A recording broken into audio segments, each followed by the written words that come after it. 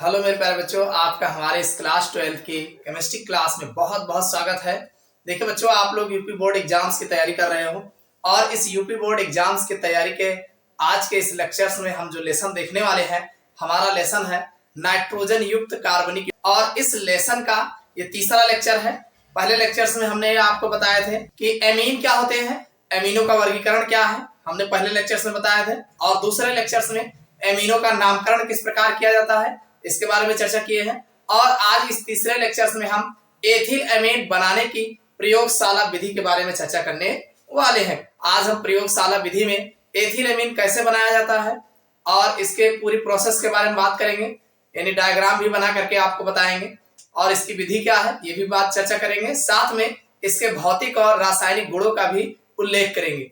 तो आप लोग वीडियो के अंत तक बने रहिएगा, देखना अभी आपका तैयार हो जाएगा। कैसे तैयार होगा, बस आप बने रहिए। तो चलिए बच्चों, आज की क्लास शुरुआत करते हैं और देखते हैं कि एथिल एमीन बनाने की प्रयोगशाला विधि क्या है। देखो बच्चों, अगर हम बात करें एथिल एमीन इसका आयुपेसी नेम जो होगा एथेनामीन होगा। क्या होगा? एथेनामीन। एथेन में से ई हटा के एमीन एमीन जोड़ेंगे तो हमारा हो जाएगा एथेनामीन। और इसका जो फार्मूला होता है C2H5NH2 होता है। क्या होता है? C2H5NH2 होता है। ये एथिल एमीन का जो है फार्मूला है।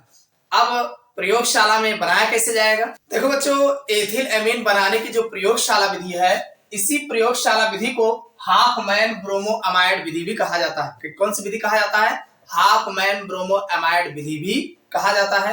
ये आपके एग्जाम में खूब नंबर लगा के जो है पूछा गया है कि हाफमैन ब्रोमो अमाइड विधि क्या है, या हाफमैन ब्रोमो अमाइड विधि की अभिक्रिया बताइए। इस तरीके से ये रिएक्शन जो है खूब पूछा गया है। और दूसरी बात, ये जो प्रयोगशाला विधि है वो इसी विधि पर जो है आधारित। देखो बच्चों, एथिल एमीन बनाने की जो विधि है प्रयोगशाला में, इसको बनाने के लिए प्रोपेनामाइड क्या लेते हैं? प्रोपेनामाइड। भाई प्रोपेनामाइड मतलब 3 कार्बन वाला यौगिक लेते हैं, तो प्रोपेनामाइड लेते हैं। और प्रोपेनामाइड पर Br2 और साथ में KOH, Br2 और KOH की जब अभिक्रिया कराते हैं तब हमें एथिल एमीन जो है प्राप्त होता है। कैसे प्राप्त होता है, रिएक्शन देख लेते हैं। प्रोपेनामाइड, भाई प्रोपेनामाइड का फार्मूला आपको पता होना चाहिए। एमाइड ग्रुप है मतलब CONH2 ग्रुप होगा। आप अगर प्रोपेनामाइड का फार्मूला लिखना चाहते हैं तो ये हो जाएगा CH3 CH2 CONH2। भाई मैथ एथ प्रोप आप देख रहे हैं, ये CONH2 एमाइड ग्रुप है और 3 कार्बन है, तो इसलिए इसका नाम हो जाएगा प्रोपेनामाइड। भाई एमाइड समूह लगा है इसलिए प्रोपेनामाइड ये होगा। और इस प्रोपेनामाइड पर हम Br2 की अभिक्रिया कराएंगे और साथ में KOH पोटेशियम हाइड्रोक्साइड की अभिक्रिया। अब जब इनको साथ में हम गर्म करेंगे, एक चीज ध्यान रखना, ये 4 पार्ट की लिया जाएगा। क्यों 4 लिया जाएगा अभी देख लेना।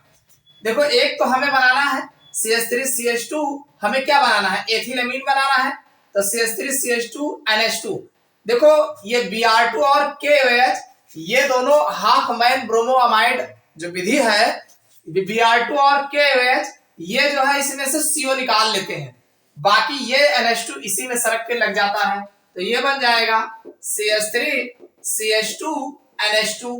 एक तो ये बन जाएगा, यही आपका एथिल एमीन है। एथिल एमीन ध्यान रखिएगा, ये एथिल एमीन है। साथ में देखो K है, देखो ये K2 रहेगा। क्या बनेगा? K2। और CO यहां है तो CO3 बनेगा। अब देखो, आप जान रहे हैं 4 KOH है। कितना KOH है? 4 पार्टिकल लिए हैं, ये हमारा 4 पार्टिकल KOH है। ध्यान समझिएगा भाई। तो इसमें से एक H2O ये बन जाएगा और साथ में अगर देखा जाए तो एक H2O ये बन जाएगा। गौर से देखिएगा भाई, 2 H2O निकल गया, 2 ऑक्सीजन यहाँ पे बचा है। अब ये 2 ऑक्सीजन अगर इसके साथ मिला देंगे तो K2CO3 बन जाएगा। समझ में आई बात? और साथ में 2 के यहाँ पे लग ही गया है, और यहाँ पे 4 पार्टिकल जब लिया गया है K, तो 2 के KBr बना लेगा, यानी मतलब यहाँ पर 2 KBr भी बन जाएगा। क्यों 2 KBr बनेगा? क्योंकि 2 Br है ना, तो 2 K लग जाएगा। और साथ में जो है अभी 2H2O भी बना है। क्या बना है? 2H2O। आप देख रहे हैं कि एक H2O इधर है, एक H2O इधर है, तो ये आपका 2H2O बन जाएगा। और 2K जो है Br के साथ 2KBr बना लिया और 2K जो है K2 बना रहा है। तो इस तरीके से 4KOH लिया जाएगा। तो आप इसको लिखोगे कैसे? लिखना बड़ा आसान है। आप कह सकते हैं कि जब हम प्रोपेनामाइड पर Br2 और KOH किसकी KOH पोटेशियम हाइड्रोक्साइड की अपक्रिया कराते हैं तो हमें एथिलअमीन प्राप्त होता है। अब कैसे प्राप्त हो रहा है? आप देख रहे हैं K2CO3 निकल जाएगा। देखो इसको आप बहुत अच्छे से समझ लीजिए कि Br2 और KOH ये क्या करता है, इसमें से CO को बाहर निकाल लेता है, बस और कुछ नहीं होता है, सिर्फ वह सिर्फ CO को बाहर निकालता है। कैसे निकालता है? K और Br के Br बना लेता है और 4 OH लिए रहते हो 2H2O ऑलरेडी बन जाता है, 2 ऑक्सीजन बचता है, 2 ऑक्सीजन इस CO को दे देंगे, CO2 बना लेंगे, CO को जब देंगे 2 और तो CO3 बन जाता है। अब K2CO3 पोटेशियम कार्बोनेट कंपाउंड होता है, तो यहाँ पोटेशियम कार्बोनेट, पोटेशियम ब्रोमाइड और H2O इस तरीके से बनता है। तो लिखना कोई बड़ी बात नहीं है, सीधी सी बात है कि जब हम प्रयोगशाला में प्रोपेनामाइड और ब्रोमीन साथ में पोटेशियम हाइड्रोक्साइड की अपक्रिया कराते हैं तो हमें एथिलअमीन प्राप्त होता है। यह अपक्रिया हाफमान ब्रोमोअमाइड अपक्रिया भी कहलाती है। समझ में आ गई बात? तो ये तो बात होगी प्रयोगशाला में बनाने की विधियां, यानी इसका सिद्धांत हो गया, सिद्धांत के साथ अपक्रिया भी हो जाएगी। अब बात आती है इसका डायग्राम कैसे बनेगा और डायग्राम की विधि कैसे लिखोगे। तो चलो पहले डायग्राम देख लेते हैं। देखो मेरे प्यारे बच्चों, अगर हम बात करें प्रयोगशाला में एथिलअमीन कैसे बनाया जाता है तो इसका जो डायग्राम है इस तरीके से आपको दिखेगा। ये जो है एक गोल पेंदी का फ्लास्क है जिसमें एक ड्रॉपिंग फनल, यहाँ पर ड्रॉपिंग फनल होता है जिसमें KOH विलयन भरा होता है जिसको हम आवश्यकता अनुसार बूंद बूंद गिराते हैं। और ये जो हमारा राउंड बॉटम फ्लास्क है ये वाटर संघनित्र, जल संघनित्र में रखा होता है। इसमें एक थर्मामीटर भी लगाए रहते हैं जिससे हमें 60 से 70 डिग्री सेल्सियस टेम्परेचर जो मेंटेन करना होता है यहाँ से मेंटेन करते हैं। और नीचे ये बर्नर है और ये स्टैंड पे लगा हुआ है।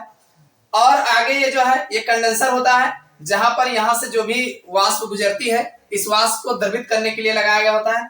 और ये हमारा ग्राही होता है। ग्राही जो होता है वो HCl में जो है रखा होता है, HCl और वाटर में जो है ये डुबो कर रखा होता है। अब इसकी प्रक्रिया आप लिखोगे कैसे एग्जाम में? तो देखो लिखने के लिए हम आपको बता दे रहे हैं, ध्यान सुनिए। आप लिख लेंगे, आप ऐसे लिखेंगे कि सर्वप्रथम हम जो है एक गोल पेंदी के फ्लास्क में प्रोपेनामाइड और ब्रोमीन और 10% KOH विलयन लेकर के मिश्रण को तब तक ठंडा करते हैं, हिलाते हैं जब तक कि ब्रोमोप्रोपेनामाइड न बन जाए। और ब्रोमोप्रोपेनामाइड बनने के बाद अब मिश्रण को जल संघनित्र पर 60 से 70 डिग्री सेल्सियस गर्म करते हैं और इसमें 50 से 60% KOH विलयन जो है मिलाते हैं। और मिलाने के बाद जब इसको मिश्रण को गर्म करते हैं तब यहाँ से एथिलअमीन की वाष्प बनती है और इस एथिलअमीन की वाष्प को जो है हम जल संघनित्र में प्रवाहित करते हैं जहां पर यह द्रवित हो जाती है। और द्रवित वाष्प जो है HCl हाइड्रोक्लोरिक अम्ल में रखे जलीय विलयन में जो है ग्राही में भेजते हैं जहां पर ये जो है एथिलअमीन में जो है परिवर्तित हो जाती है। तो इस प्रकार से आपको बताना है। ना समझ में आया फिर से देख लो। आप बताएंगे कि सर्वप्रथम एक गोल पेंदी के फ्लास्क में प्रोपेनामाइड और ब्रोमीन साथ में KOH विलयन ले लेते हैं और मिश्रण को पहले हिलाते हैं। हिलाने के बाद जब मिश्रण जो है हल्के पीले रंग का विलयन में चेंज हो जाए यानी ये ब्रोमोप्रोपेनामाइड बन जाता है तब इसमें 50% KOH सॉल्यूशन जो है ऐड करते हैं। ऐड करके मिश्रण को एक जल संघनित्र यानी जिसमें जो है थर्मामीटर लगा होता है और 50 से 60 डिग्री सेल्सियस ताप पर या 60 से 70 डिग्री सेल्सियस ताप पर मिश्रण को गर्म करते हैं जिससे एथिलअमीन की वाष्प बनती है। और इस एथिलअमीन की वाष्प को जो है जल संघनित्र, इसको बोलते हैं कंडेंसर, जल संघनित्र, आप चाहे जल संघनित्र लिख लो और चाहे कंडेंसर लिख लो, जल संघनित्र में भेजते हैं जहां पर यह वाष्प द्रवित हो जाती है और HCl जल में रखे एथिलअमीन और HCl इसी में HCl का विलयन होता है, इसी में भेजते हैं जहां पर एथिलअमीन जो है हमें ग्राही में जो है एकत्रित कर लेते हैं। बात समझ में आई? तो ये तो था प्रयोगशाला में एथिलअमीन बनाने की विधि क्या है। तो ये सारी प्रोसेस है, इसको आप समझ गए होंगे। अब हम देखते हैं इसके भौतिक और रासायनिक गुण कौन कौन से हैं। देखो बच्चों, अगर हम एथिलअमीन के भौतिक गुणों की बात करें तो भौतिक गुण में सबसे पहले है कि एथिलअमीन रंगहीन, यानी एथिलअमीन जो होता है ये रंगहीन होता है, इसमें कोई रंग नहीं होता है, साथ में मछली जैसी गंध युक्त, यानी इसमें मछली जैसी गंध आती है, एथिलअमीन में मछली जैसी गंध आती है, और यह ज्वलनशील गैस होती है, यानी ये जो काफी ज्वलनशील होती है, ज्वलनशील गैस होती है। और अगली बात यह है कि ये जो है जल के साथ, यानी जो एथिलअमीन है ये जल के साथ हाइड्रोजन बंध बनाता है। कौन सा बंध बनाता है? हाइड्रोजन बंध बनाने के कारण यह जल में विलय होता है, और इसका जलीय विलयन जो होता है वो क्षारीय प्रवृत्ति का होता है। कैसा होता है? क्षारीय प्रवृत्ति का होता है। तो ये तो है एथिलअमीन के जो मेन मुख्य महत्वपूर्ण जो है भौतिक गुण। अब हम इनके जो रासायनिक गुण हैं, हम 4-5 रासायनिक गुणों की बात कर लेते हैं, क्योंकि जब भी एग्जाम में पूछा जाएगा एथिलअमीन बनाने की प्रयोगशाला विधि, तो इनके भौतिक एवं रासायनिक गुणों के साथ साथ भी पूछा जाता है। अगर हम एथिलअमीन के रासायनिक गुणों की बात करें तो केमिकल प्रॉपर्टीज ऑफ एथिलअमीन, तो इसमें जो है सबसे पहला जो इसका रासायनिक गुण है वो है जल में विलयता। अगर आप देखना चाहें तो बड़ा आसान है। एथिलअमीन जो है जल के अणुओं के साथ क्रिया करते हैं और आसानी से एथिल अमोनियम हाइड्रोक्साइड बनाते हैं। क्या बनाते हैं? एथिल अमोनियम हाइड्रोक्साइड बनाते हैं। कैसे बनाते हैं? देखो, एथिलअमीन का फार्मूला आपको पता है, CH3CH2 NH2। भाई ये एथिल हो गया, ये अमीन हो गया, तो ये आपका हो गया एथिल अमीन। अब ये एथिल अमीन के साथ हम H2O की अपक्रिया कराएंगे, जल की अपक्रिया कराएंगे। इसमें होता क्या है, ये जो एथिल अमीन है इस जल के साथ जो है एडिशनल प्रोडक्ट देता है। कैसे देता है? देखो, इसका एक H इनको दे देंगे तो NH3 बन जाएगा, तो ये बन जाएगा CH3CH2 तो है ही है, ये NH2 लिखा है, इसको NH3 बना देंगे और ये OH इसी में ऐड हो जाएगा। यानी ये दोनों मिल करके एडिशनल प्रोडक्ट देते हैं, तो इसका नाम है एथिल अमोनियम हाइड्रोक्साइड। देखो, ये एथिल हो गया और ये अमोनियम ग्रुप बना रहा है, तो ammonium hydroxide, ethyl ammonium hydroxide. आप जानते हैं अमोनियम हाइड्रोक्साइड का जो फार्मूला होता है NH4OH होता है, तो इसका अगर हमने यहाँ NH3 ले रखा है तो एक H की जगह पे CH3CH2 भी तो लगा है, तो इसीलिए एथिल अमोनियम हाइड्रोक्साइड ये बनेगा। तो कहने का मतलब एथिलअमीन जल के अणुओं के साथ जुड़ करके जो है ये एथिल अमोनियम हाइड्रोक्साइड बनाता है। समझ में आ गई बात? लिख ले जाओगे, कोई दिक्कत तो नहीं है भाई, हिंदी लिखने में कोई दिक्कत नहीं होगी, आप रिएक्शन बना लोगे तो हिंदी आसानी से लिख ले जाओ। चलो अगले गुण की बात कर लेते हैं। अगला जो हमारा इसका रासायनिक गुण है एथिलअमीन का, वो है नाइट्रस अम्ल से अपक्रिया। नाइट्रस अम्ल का फार्मूला पता है? नाइट्रस अम्ल का फार्मूला होता है HNO2, नाइट्रिक अम्ल का फार्मूला HNO3। तो यहाँ आपको नाइट्रस अम्ल से अपक्रिया कराना है, तो एथिलअमीन का फार्मूला तो पता है CH3CH2 NH2, और इस पर आप HNO2 की अपक्रिया कराओ। किसकी कराओगे? HNO2, नाइट्रस अम्ल है भाई, कहा है नाइट्रस एसिड, और ये आप एक का एथिलअमीन नहीं है। गौर से देखिएगा भाई, आप देख रहे हैं कभी भी आप जब अपक्रिया कराओ और इधर N हो इधर N हो तो तुरंत N2 बन जाएगा। क्या बन जाएगा? N2 बन जाएगा। और ध्यान सुनिए, 2 हाइड्रोजन यहाँ है और एक ऑक्सीजन यहाँ। आप देख रहे हैं HNO2 लिखा है ना, HNO2, यही तो HNO2 है, HNO2 यही HNO2 है। तो HNO2 हमेशा जो है एक OH समूह देगा। क्या देगा? OH समूह। और ये N जो है इस N के साथ मिलकर के N2 बना लिया, तो बचा क्या? केवल O बचा है और यहाँ 2 हाइड्रोजन बचा है, तो आराम से H2O बन जाएगा। तो ये आपका जो बनेगा ये बनेगा CH3 और फिर CH2, और ध्यान सुनिए ये जो OH बना है इसी पे OH लगा देंगे, और N2 आपका निकला ही है, साथ में एक H2O निकला है, तो ये बन गया एथिल अल्कोहल। ये कौन है? एथिल अल्कोहल है भाई, एथिल अल्कोहल। और ये नाइट्रोजन गैस है, ये आपका H2O है। तो आप लिखोगे कैसे? लिखना है एथिलअमीन HNO2 मतलब नाइट्रस एसिड के साथ अपक्रिया करता है तो एथिल अल्कोहल बनाता है। समझ में आ गई बात? चलिए अगली अपक्रिया देख लेते हैं। इसके अगला रासायनिक गुण वो है कार्बिल अमीन अपक्रिया। कार्बिल अमीन अपक्रिया, इसका नाम ही सुनते ही आपको दुर्गंध आना स्टार्ट हो जाना चाहिए। क्यों? क्योंकि ये जो है अमीन जो होता है ये ऐसी दुर्गंध बनाता है जो इसकी गंध जो है बड़ी रुचिकर होती है। कैसे बनाता है? देखो, एथिल अमीन, हम बात किसी कर रहे हैं? एथिल अमीन की बात कर रहे हैं। तो एथिल अमीन जो है क्लोरोफॉर्म, किसके? क्लोरोफॉर्म और KOH के साथ अपक्रिया करता है और आइसोसाइनाइड बनाता है। क्या बनाता है? आइसोसाइनाइड बनाता है, जिसकी गंध जो है बहुत अरुचिकर होती है।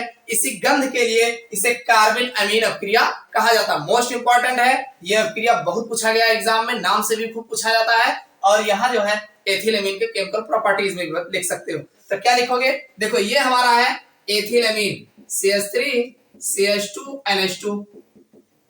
इस पर आप अपक्रिया कराओगे CH3, ये है क्लोरोफॉर्म। अब कब कराओगे, KOH पोटेशियम हाइड्रोक्साइड की उपस्थिति में। तो ध्यान सुनिएगा, 3 क्लोरीन है, 3 के लेकर के KCl बना देंगे, ये तो बन ही जाएगा। दूसरी बात, यहाँ C है, यहाँ N है, NC बना लेंगे, चलो ये भी हो जाएगा। तो एक देखो, अगर बैलेंस करना ना आता हो तो कोई बात नहीं, 3 Cl है ना, तो 3 के ले लेंगे, एक तो KCl बन जाएगा, तो 3 OH होगा। कितना OH होगा, अरे 3 के है तो 3 OH नहीं होगा, एक H2O बन जाएगा आराम से बन जाएगा। और ध्यान सुनिएगा, ये एक H2 यहाँ है, एक ऑक्सीजन इनको दे देंगे तो एक H2 और बन जाएगा। भाई ये H2 है, इसको अगर एक ये H2 यहाँ दे देंगे तो एक H2O बना लेगा, एक H यहाँ है, इनको दे देंगे तो ये भी H2O बना लेंगे। तो ये आपका बचा क्या, अरे 3 के 3 Cl निकल गया, एक H2O खुद बनाएगा, 2 ऑक्सीजन बचा, एक H मिलाएंगे और 2 H यहाँ से, ये H2O बन जाएगा, एक ये बन जाएगा।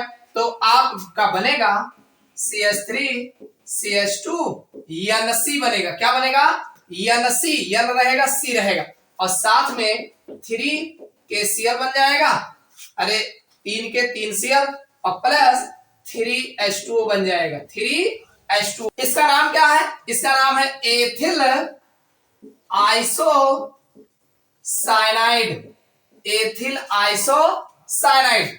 समझ में आया कि नहीं, ये आपका क्लोरोफॉर्म है, ये पोटेशियम हाइड्रोक्साइड है, और ये आपका एथिल अमीन है, इसको भूलोगे नहीं, एथिल अमीन।